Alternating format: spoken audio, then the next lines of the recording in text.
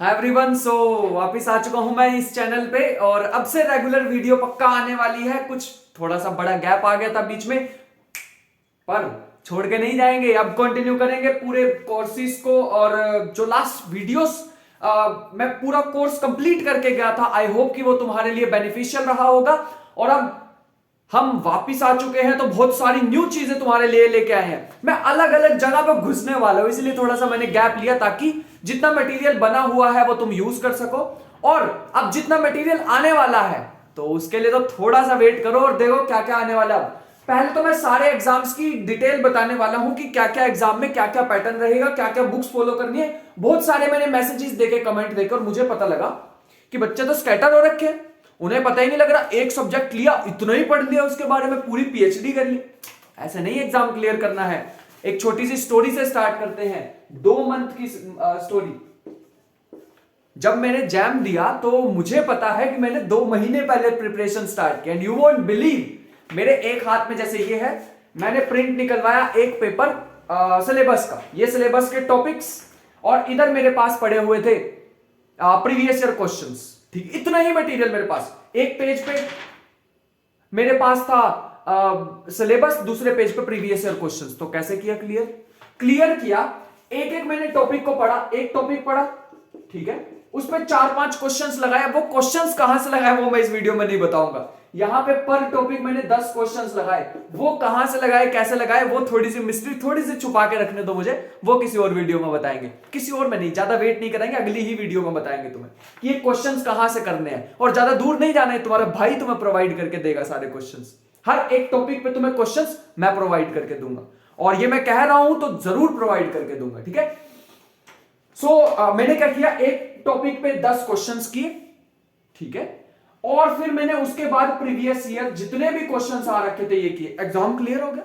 अब एग्जाम की रिक्वायरमेंट ही यही होती है, एग्जाम ही क्लियर ऐसे होते हैं। बच्चे क्या करते हैं, जैसे फॉर एग्जांपल तुम इंटीग्रेशन पढ़ रहे हो, इंटीग्रेशन पढ़ी और इंटीग्रेशन करते करते करते करते वो चले गए पीएचडी की तरफ। ऐसे एग्जाम्स नहीं क्लियर होते।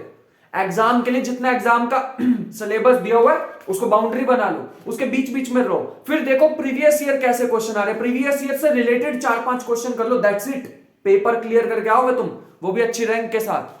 बात समझ पा रहे हो? तो आज हम यही आईआईटी जैम के मैथमेटिक्स के बारे में सारा कुछ डिस्कस करेंगे कि क्या क्या आने वाला है, कैसे कैसे टाइप के क्वेश्चंस होते हैं। सबसे पहले मैं सिलेबस तो डिस्कस करूंगा ही, बुक्स भी बताऊंगा, स्ट्रेटेजी भी बताऊंगा। स्ट्रेटेजी तो बता ही दी मैंने तुम्हें, ठीक है, ज्यादा परेशान होने की जरूरत नहीं है। मिनिमम मतलब 3 महीने में कर सकते हो तुम अच्छे रैंक के साथ इस एग्जाम को क्लियर। 3 महीने बहुत बहुत होते हैं यार इस एग्जाम को क्लियर करने के लिए। और मैं बुक्स भी तुम्हें जो बताऊंगा उसके अलावा तुम्हें बोलता रह जाए कोई टीचर या कोई स्टूडेंट या कोई दोस्त या कुछ भी, तुमने उन बुक से साइड पर नहीं होना, तुमने उस बुक का साथ नहीं छोड़ना जो मैं बोलूंगा। और मैं जितना बता रहा हूं उतना करना है। जितने बुक ली, ये नहीं कि पूरी बुक छान मारी कि ये भी कर लो वो भी कर लो, ये भी एग्जाम नहीं क्लियर होते ऐसे। एग्जाम क्लियर होंगे जितना तुमने सिलेबस देखा है वहां पे, ऐसे ही एक प्रिंट आउट निकलवा के रखो, रोज रोज उसको मार्क करते रहो, ये मेरा सिलेबस का टॉपिक हो गया, ये हो गया, ये हो गया। और बुक्स उतनी जितनी मैं कहूंगा, और उन बुक्स में से उतना ही करना है जितना इस पेपर पे होगा, दैट्स इट। उसके अलावा छेड़ना भी नहीं है, एक लाइन भी एक्स्ट्रा नहीं करनी है तुम्हें। बात समझ आ रही है? तो आईआईटी जैम मैथमेटिक्स में सबसे पहले हमारे पास क्वेश्चंस टाइप क्या होती है, कैसे क्वेश्चंस आते हैं, type of questions, types of questions. तो ये हमारे पास कैसे आते हैं, सबसे पहले इसे जान लेते हैं। तो ये हमारे पास 3 टाइप के क्वेश्चन आते हैं। एक आता है एमएसक्यू, मल्टीपल सिलेक्ट क्वेश्चन, जिसमें सबसे ज्यादा कंफ्यूजन इसी में ही होती है। मतलब तुम्हें 4 ऑप्शन दे रखे होंगे, एक से ज्यादा भी सही हो सकता है। एक तो ये टाइप के क्वेश्चन। दूसरे आते हैं एमसीक्यूज, एक ही सही ऑप्शन होगा लेकिन इनमें नेगेटिव मार्किंग होती है, इनमें नेगेटिव मार्किंग नहीं होती, ये डिफरेंस है, ठीक है। नेक्स्ट हमारे पास जो है वो ये है कि एक इसमें आते हैं एनएटी हमारे पास होते हैं न्यूमेरिकल आंसर टाइप क्वेश्चंस। हाँ, तो न्यूमेरिकल आंसर टाइप क्वेश्चंस ये हमारे पास क्या होते हैं, इसमें तुम्हें एक इंटीजर लिखना होता है, कोई तुम्हें बता देंगे कि इतने डेसिमल प्लेसेस तक लिखना है, या फिर एक तुम्हें पूरा इंटीजर टाइप ही लिखना है, ठीक है, वो तुम्हें बता देते हैं। तो उसके बाद हमारे पास मैथमेटिक्स का, अगर मैं सिलेबस की तुम्हारे सामने बात करूं तो सिलेबस को 2 पार्ट में मैंने डिवाइड किया है। एक तो प्योर मैथमेटिक्स होती है, एक अप्लाइड मैथमेटिक्स होती है। प्योर मैथमेटिक्स वो होती है जिसके सामने तुम्हें घुटने टेकने ही पड़ेंगे, मेरा कहने का मतलब ये है कि प्योर मैथमेटिक्स जो है उसको इन डेप्थ जानने की जरूरत नहीं होती, जितना सिलेबस उतना करो।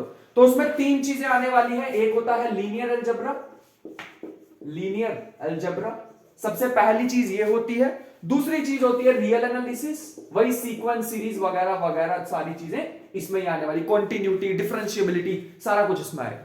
ठीक है, लीनियर अलजेब्रा हमारे पास। तीसरी चीज हमारे पास आने वाली है एब्स्ट्रैक्ट अलजेब्रा। बड़ा डरावना सा नेम है, इसका नाम होता है ग्रुप थ्योरी। एब्स्ट्रैक्ट अलजेब्रा तो मतलब सुन के ही ऐसा लगता पता नहीं क्या है। ग्रुप थ्योरी अभी इनकी बुक भी बताएंगे, लेकिन अभी के लिए याद रखो this is called pure mathematics, pure mathematics. ठीक है, और दूसरी अपने पास आती है अप्लाइड मैथमेटिक्स। अप्लाइड में क्या क्या टॉपिक है उसको देख लेते हैं। ये आती है हमारे पास एग्जाम में 45% और ये आती है 55%। तो करनी तो दोनों ही पड़ेगी, क्योंकि रैंक लेना, अपने एग्जाम क्लियर नहीं करना, सिर्फ रैंक भी लेना है। ठीक है, तो सेकंड हमारे पास है अप्लाइड। अप्लाइड में अब देखो क्या क्या आने वाला है। कैलकुलस, कैलकुलस में भी दो आएंगी, वन वेरिएबल और हमारे पास आएगी टू वेरिएबल, टू वेरिएबल, ये दो हमारे पास आने वाली है। नेक्स्ट हमारे पास आता है वेक्टर कैलकुलस, वेक्टर कैलकुलस, और लास्ट हमारे पास आने वाला है डिफरेंशियल इक्वेशन, वो भी ऑर्डिनरी डिफरेंशियल इक्वेशन। तो ये हमारा पूरा टॉपिक, ये हमारा पूरा सिलेबस होता है आईआईटी जैम मैथमेटिक्स का। इस चीज को ध्यान रखेंगे। तो अब इनके बारे में बात कर लेते हैं थोड़ी सी और डेप्थ में। ठीक है, डेप्थ का मतलब है कि इनके बारे में, बुक्स वगैरह के बारे में डिस्कस कर लेते हैं कि कौन कौन सी बुक्स बताने से पहले इतनी वैरायटी की बुक्स हैं जो तुम ले सकते हो।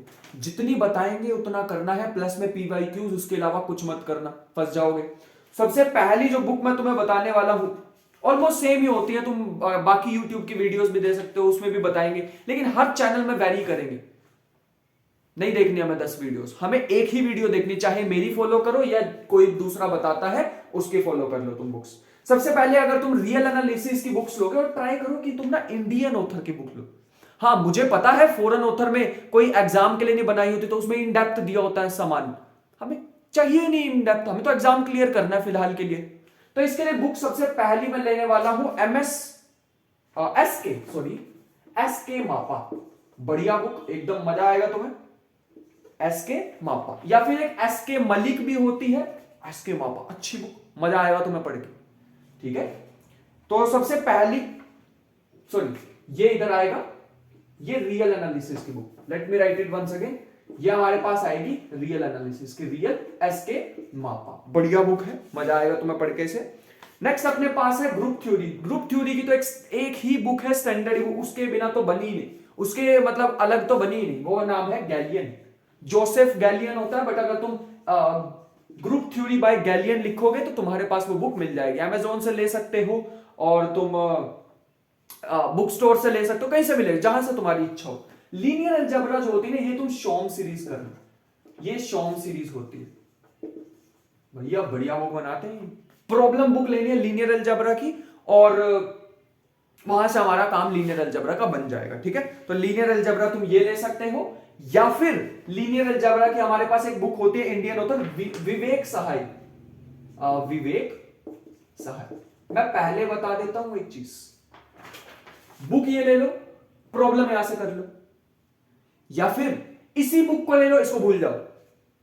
बात समझ पा रहे हो? ज्यादा नहीं करनी है चीजें, ज्यादा नहीं करनी है, इतनी भी डेप्थ में हमें नहीं जाना टॉपिक के।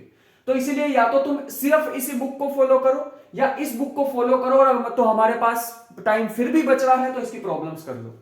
ठीक है, प्रॉब्लम्स इसकी ऐसा नहीं बहुत ही ज्यादा एडवांस लेवल की प्रॉब्लम, ऐसा कुछ नहीं है। कैलकुलस की अगर मैं तुम्हारे सामने बात करूं, वेक्टर कैलकुलस की, तो ये हमारे पास आती है बीडी शर्मा। और अगर जिसको बुक्स नहीं लेनी है कि भाई बुक ले लूंगा तो फिर कंपटीशन के बाद, पीडीएफ सबकी अवेलेबल होती है, तुम ले सकते हो, टेलीग्राम से ले सकते हो, गूगल पे सर्च कर लो, पीडीएफ सबके अवेलेबल है, तुम किसी की भी पीडीएफ डाउनलोड कर सकते हो। बट अगर तुम्हें ऐसे है कि मुझे पढ़ना ही उससे बुक से है, मतलब हार्ड कॉपी से पढ़ना, तो तुम खरीद भी सकते हो। ठीक है, बुक को ऐसी कोई बात नहीं।